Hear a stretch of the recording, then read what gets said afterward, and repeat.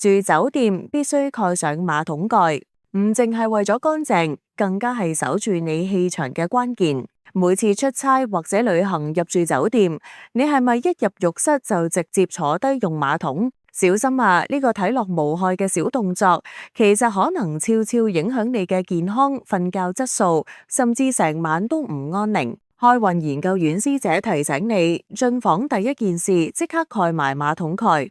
呢個唔單止係現代衛生常識，更加係傳統風水同能量守護嘅重要一步。首先從科學角度講，馬桶沖水會噴出睇唔到嘅細菌雲。研究顯示，沖廁一刻會產生大量氣溶膠 aerosol， 即係成千上萬粒微細水珠，可以飄高過天花板，仲喺空氣中懸浮幾個鐘。呢一啲水珠可能帶住大腸桿菌、諾羅病毒等病菌，污染你嘅毛巾、牙刷、行李，甚至彈到你塊面。所以記住，蓋埋馬桶蓋先沖水。咁樣可以減少多達90%嘅飛沫擴散，大大降低交叉感染風險。尤其疫情後時代，呢個習慣真係要養成。Hello， 大家好，我係開運研究院師弟。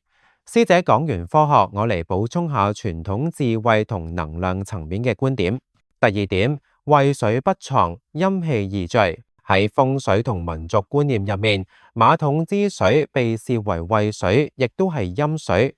唔單止係排泄物，更加象指負面能量嘅出口。尤其酒店係流動空間，日日人來人往，氣場本來就混亂。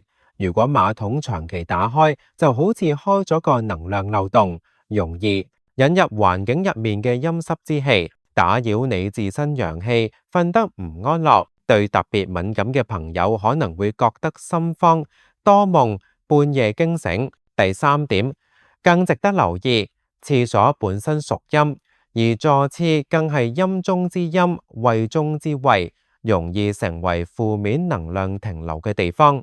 我哋曾經收到一位女學生分享，佢去泰國旅行，住一間普通酒店，半夜去廁所嗰陣，突然感覺有幾隻手輕輕摸佢屁股。第一次以為自己眼花，但第二次又嚟，嚇到佢即刻拉起條褲衝出廁所，最後要換房。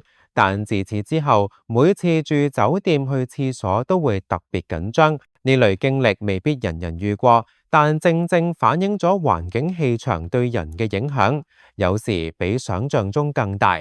蓋馬桶蓋就係最簡單又有效嘅自我保護方法。內容參考www.ffengshui.hk。多謝師弟補充。其實我哋講呢啲唔係想嚇大家，而係希望你哋喺陌生環境都能多一分安心，少一分干擾。咁所以師姐送你住酒店開運3步驟。進房第一件事，蓋馬桶蓋，無論用唔用都先蓋好，封住晦氣出口。做個簡單淨化儀式，帶少少粗鹽、綠地錢，放喺浴室角落，最好裝入紅色小布袋，有助化濁聚氣。睡前閂埋浴室門，防止濕氣同潛在負面能量流入睡房，保持睡眠區域乾淨清淨。溫馨提示：心安就係最好嘅護身符。尤其經常出差、獨自旅行嘅朋友，養成呢啲小習慣，真係可以大大提升住宿體驗同身心穩定。如果你覺得實用，記得點讚、留言、住得安、訂閱開運研究院。我係開運研究院師姐，下篇繼續同師弟一齊為你拆解更多開運小妙招，祝你旅途夜夜熟睡，步步高升。